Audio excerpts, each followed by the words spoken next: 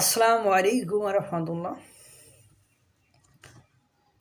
ছাগল দিয়ে যদি হাল চাষ হতো তাহলে গরু মানুষ পালতো না, এত টাকা দিয়ে মানুষ গরু কিনতো না।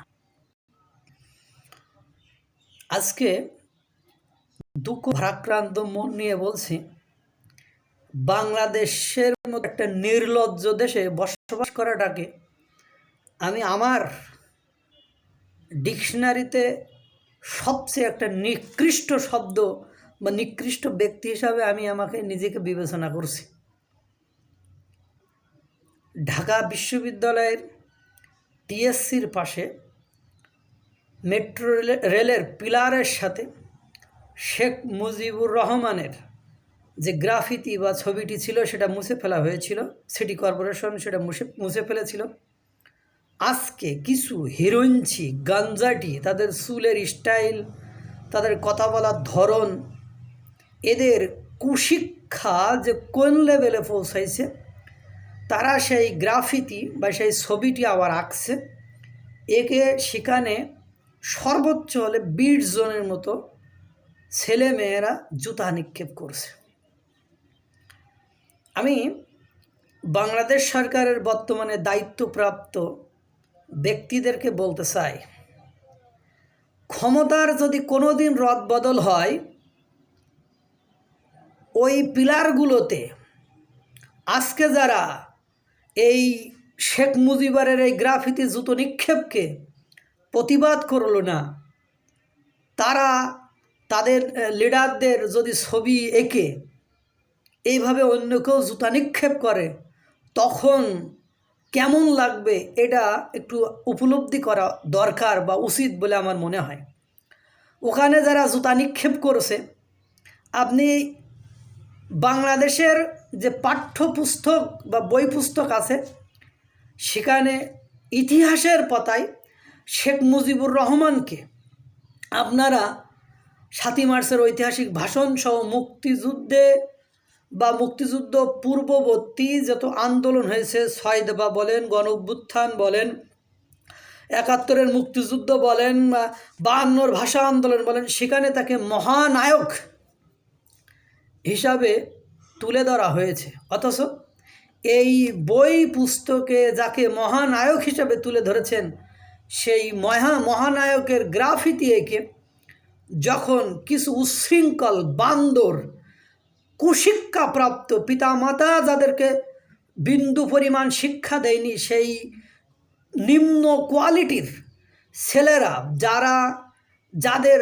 চুলের স্টাইল দেখে মনে হচ্ছে কোনো ভালো ফ্যামিলির ছেলেরা এই ধরনের চুলের স্টাইলে চুল কাটতে পারে না, যাদের ভাষাগত, যাদের মুখের দিকে তাকালে বোঝা যাচ্ছে এদের মানে রুচিটা কত নগণ্য এবং খারাপ, তারা সেখানে জুতা মারছে। বাংলাদেশের আইন প্রশাসন তাহলে বা মুজিবকে বিলীন করে দেন, আপনারা ডিক্লিয়ার দিয়ে দেন যে মুজিব বাংলাদেশের জন্য তার কোনো অবদান নেই, ডিক্লিয়ার দিয়ে দেন। দিচ্ছেন না কেন? দিয়ে ওখানে অন্য কোনো অন্য কাউকে জাতির পিতা করে দেন। বাচ্চাদের ইতিহাস শেখাচ্ছেন, শেখ মুজিবের ইতিহাস, তার অবদান শেখাচ্ছেন, অথচ কি করতেছেন, আবার আপনাদের সামনে, মিডিয়ার সামনে, মিডিয়াকে ডেকে তাদের সামনে ওই লোকের মুখে জুতা নিক্ষেপ করতেছেন। এর চেয়ে বড় নিকৃষ্ট, নির্লজ্জতা, বেহায়াপনা পৃথিবীর বুকে আর কোনো দেশে আছে কিনা আমার সন্দেহ আছে। আমি শেখ হাসিনার বিষয়টা নিয়ে আমি কখনো কথা বলি না, ওরা যা পারে করুক, যে আমার কোনো আপত্তি নেই। কিন্তু ঘটনা হলো, শেখ মুজিবকে নিয়ে যতদিন এরম করবেন আমি ততদিন কথা বলবো। তাই আমার জেল, জরিমানা, মৃত্যু যাই হয়ে যাক না কেন, আমি এই কথাগুলো বলবো। আজকে যারা ক্ষমতায় আছেন, এই আশ্রয় প্রশ্রয় দিচ্ছেন, এটাকে মেনে নিচ্ছেন, আজকে যারা রাজনৈতিক দল বাংলাদেশে আছেন তারা এটা মেনে নিচ্ছেন, যদি হাওয়া পরিবর্তন হয় তাহলে বুঝতে পারবেন এই জুতা নিক্ষেপের পরিণতি কি হয়। আমি বলছি না বা আমি কিছু করব না বা আমার ওই সক্ষমতা বা আমার ওই ইন্টেনশন নেই, কিন্তু কথা হলো আজকে বই পুস্তকে যাকে মহানায়ক হিসেবে দাঁড় করাচ্ছেন, তাকে আবার জুতা নিক্ষেপ করেছেন, তার অনুসারী, তার ভক্ত, তার কিছু ভালোবাসার লোক যারা মুক্তিযোদ্ধা আছেন তারা সব মুখে কুলা দিয়ে বসে আছেন। ধিক্কার জানাই, এরকম বীর মুক্তিযোদ্ধাটা আমি ধিক্কার জানাই। এদের বাংলাদেশে মানে মুক্তিযোদ্ধা বীর বীর শব্দটাকে মানে বীরের জায়গায় যদি আরও কোনো শব্দ লাগান সেইগুলো লাগানো উচিত।